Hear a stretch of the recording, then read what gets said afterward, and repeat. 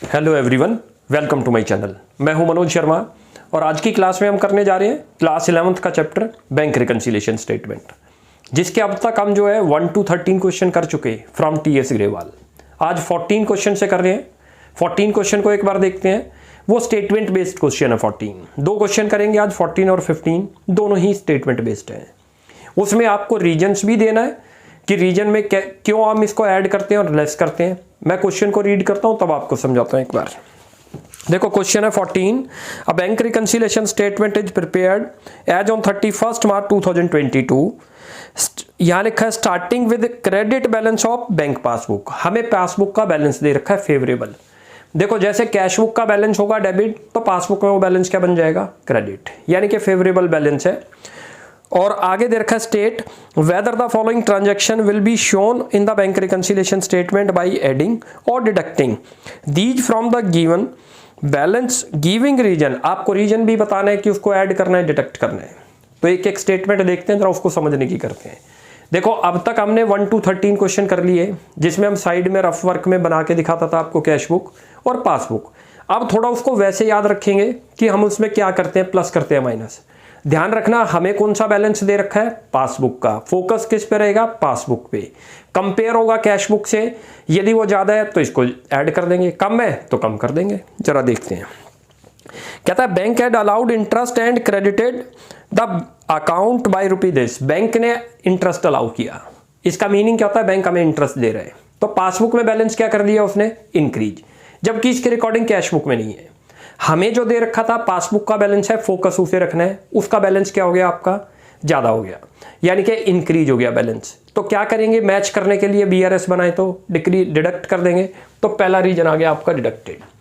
जितना अमाउंट दे रखा है वो लिख दो। अब इसका रीजन बताएंगे कि क्यों हम इसको डिडक्ट कर रहे हैं।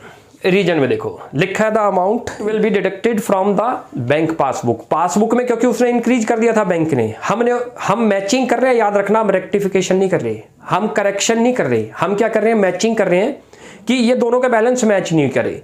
क्योंकि पासबुक में तो बैलेंस बैंक ने इंक्रीज कर दिया, कैश बुक में इंक्रीज नहीं करा। तो हमारे पास जोन सा बैलेंस है हम उसको देखते हैं। क्वेश्चन में बोल रहा है कि बैंक का पासबुक का बैलेंस है वो ज्यादा हो गया तो कम कर दो, और कम हो गया तो ज्यादा कर दो। या लिखा है from the bank passbook balance since it is not recorded in the cash book. ये इंटरेस्ट कैश बुक में रिकॉर्ड नहीं है, तो कैश बुक का बैलेंस तो कम है। आगे and passbook show higher balance. और पासबुक क्या कर रही है, हमारा बैलेंस ज्यादा शो कर रही है, हायर कर रही है। बाय डिडक्टिंग द अमाउंट, यदि हम इस अमाउंट को डिडक्ट कर दें पासबुक बैलेंस को, विल बी डिक्रीज। क्या होगा डिडक्ट करने से, पासबुक का बैलेंस। जो इंटरेस्ट आपने ऐड कर दिया था, ये रहा 1000 रुपी, 2000 रुपी सॉरी, वो डिक्रीज होने से क्या हो जाएगा, विल बी एट पार। किसके बराबर आ जाएगा, एट पार का मतलब इक्वल हो जाएगा। किसके इक्वल हो जाएगा, विद कैश बुक बैलेंस। तो आपको ये रीजन देना था इसके अंदर। तो ये समझ आ गया हमने डिडक्ट क्यों करा।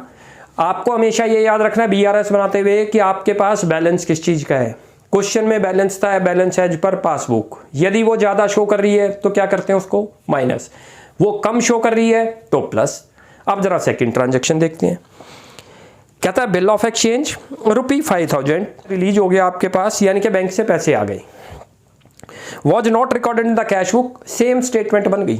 क्या बन गई, बैंक में तो आपके इंक्रीज हो गए, पासबुक में तो 5000 का आपका बिल ऑफ एक्सचेंज मतलब बीआर, बैंक के अंदर वो क्या हो गया, ऐड हो गया। तो बैंक में बैलेंस क्या हो गया, पासबुक में ज्यादा हो गया, कैश बुक में कम है।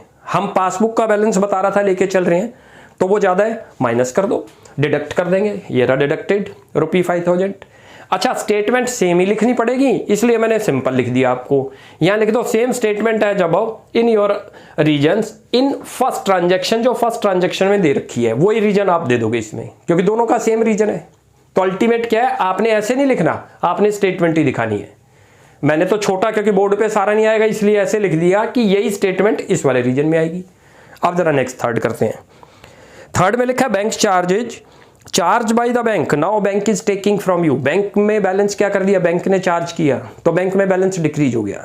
और कैश बुक में क्या है, इंक्रीज। हम बैलेंस लेके चल रहे थे कौन सा, पासबुक का, वो कम हो गई, ऐड कर दो। ये रहा, एडेड कर दिया 1000 रुपी। अब इसका रीजन देते हैं। लिखा the amount will be added to the bank passbook balance. Passbook के बैलेंस में उसको ऐड करते हैं। Since it has decrease the bank balance as a result bank balance will increase, मतलब हम उसको जब ऐड करते हैं, क्योंकि इट एज वो पहले डिक्रीज हो गया था पासबुक का बैलेंस, एज ए रिजल्ट जो हमने उसको ऐड करा तो क्या रिजल्ट पड़ा, bank balance will increase, bank का बैलेंस क्या हो गया, increase, and will be at par with cash book balance, और कैश बुक के बैलेंस से क्या हो गया, वो मैच कर गया। अगली आ रही है ट्रांजेक्शन, कहता है cheque of ₹10,000 issued not recorded in the cash book were paid and debited to by the bank. Bank में तो इशू का मतलब होता है चेक देना क्रेडिटर को, तो बैंक में तो वो डेबिट हो गया, बैंक ने आपके बैलेंस को डिक्रीज कर दिया क्योंकि क्रेडिटर ने पेमेंट ले ली, but it was not recorded in the cash book, cash book में ओमिटेड हो गई हमसे, तो कैश बुक में तो बैलेंस क्या कर रहा है, ज्यादा शो कर रहा है, और पासबुक में डिक्रीज हो गया, तो पासबुक का मैच करना हो, पासबुक में बैलेंस कम है, ऐड कर दो, ये रहा 10,000 रुपी। और रीजन कौन सा दोगे, सेम रीजन यही लिख दो, हमने लिख दिया इसमें, give same statement as above in your reason in third transaction, जो थर्ड ट्रांजेक्शन में स्टेटमेंट है वही रीजन में देनी होगी। क्लियर हो गया यहां तक।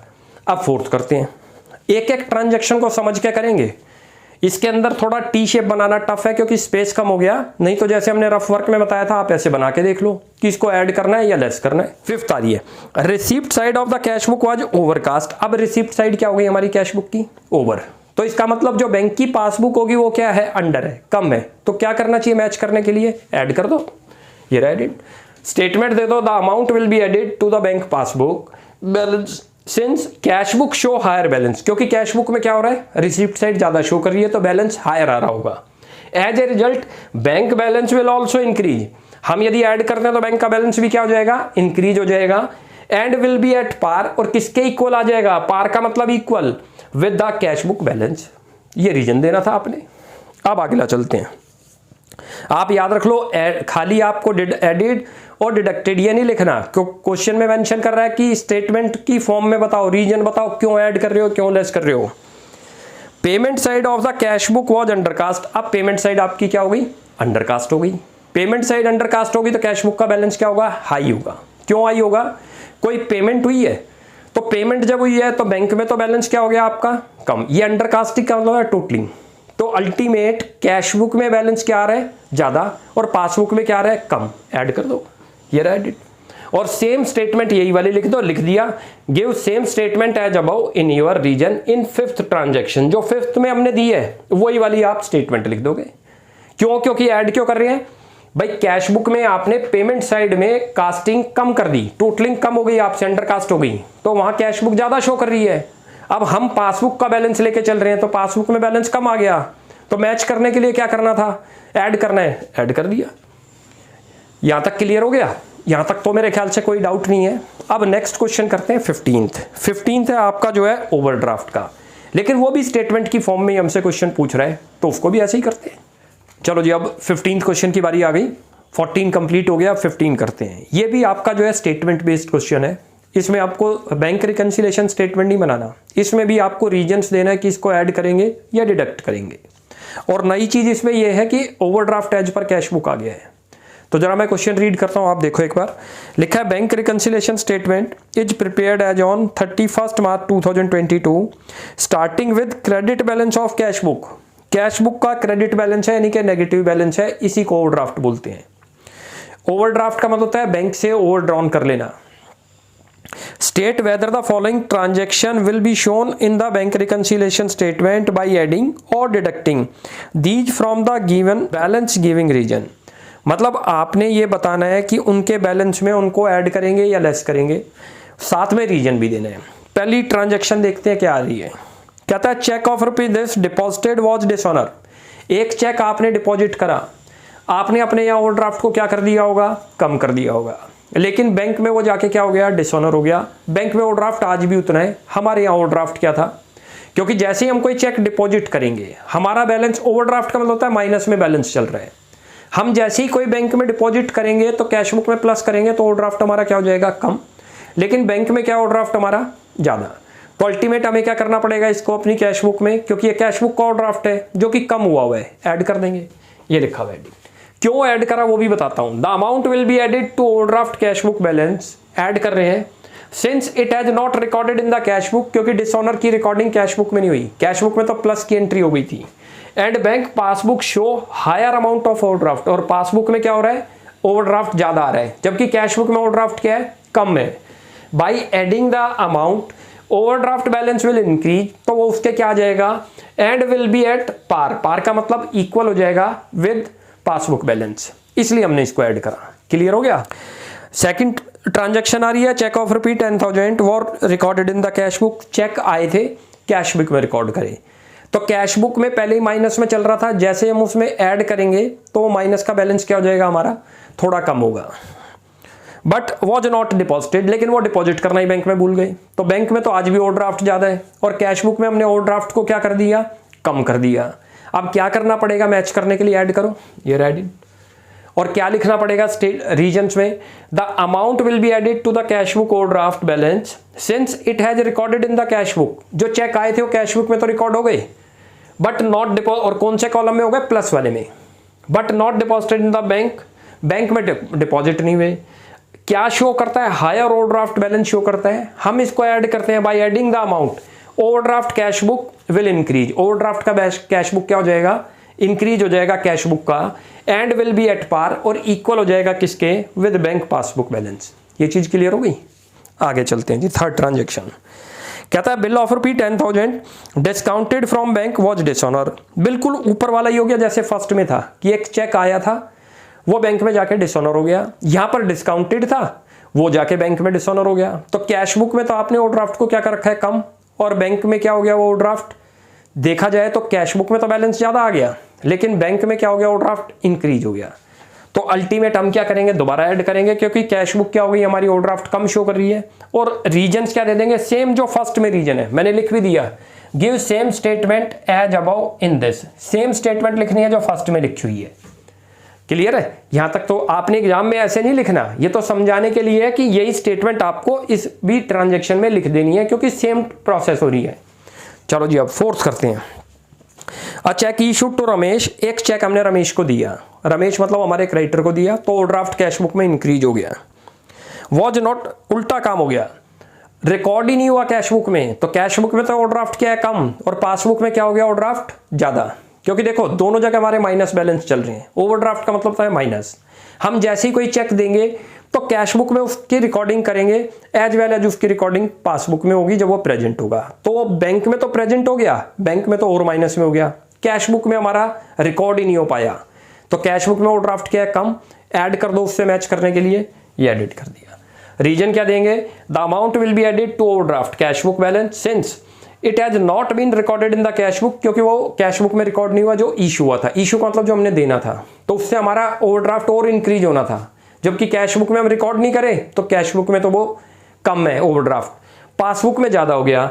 But as either decrease the bank balance as a result overdraft balance will increase. जैसे ही बैंक का बैलेंस और कम होगा तो वहां पर ओवरड्राफ्ट और बढ़ जाएगा, क्योंकि पहले ही माइनस में चल रहा था। विल एट पार, ऐड करने से क्या इंपैक्ट हो गया, at par, and will be at par with the bank passbook balance, और पासबुक के बैलेंस से क्या हो जाएगा, वो मैच कर जाएगा। तो ये एडिट कर देना है। अब नेक्स्ट चलते हैं। Payment side of cash book was undercast. अब पेमेंट साइड आपकी कैश बुक की अंडरकास्ट का मतलब टोटलिंग जब करी तो पेमेंट साइड कम हुई। पेमेंट साइड जब कम होगी तो कैश बुक का ओवरड्राफ्ट क्या आएगा, कम आएगा, क्योंकि आपने जो है पेमेंट साइड में कम है, जबकि वहां पर क्या है, ज्यादा है पासबुक में। ऐड कर दो, ये रहा एडिट।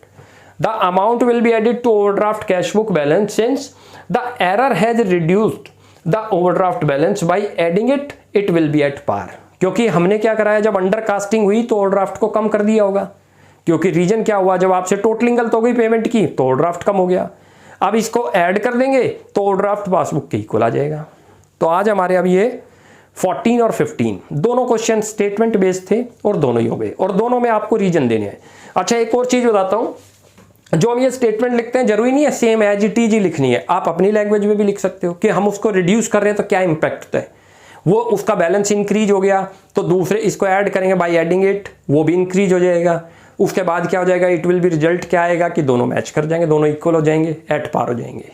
तो स्टेटमेंट ऐसा नहीं है कि ये कोई मकअप करने वाली है, आप इसमें चेंज भी कर सकते हो, लेकिन उसका जो सेंस निकलनी चाहिए वही निकलनी चाहिए जो स्टेटमेंट में लिखी है। तो नेक्स्ट क्लास के अंदर फिर मिलते हैं, आगे ओवरड्राफ्ट के क्वेश्चन शुरू हो जाएंगे। शुरू तो आज ही हो गए थे 15 से, लेकिन क्योंकि वो स्टेटमेंट बेस्ड था तो प्रैक्टिकली नहीं करा पाए। नेक्स्ट क्लास में जो है 16 क्वेश्चन से ओवरड्राफ्ट के क्वेश्चन करेंगे। आप इनकी यहाँ तक प्रैक्टिस करो। कोई भी डाउट लगता है you will ask in comment section. Video अच्छी लगती है तो प्लीज़ इसको लाइक एंड सब्सक्राइब करें। Thanks for watching my video.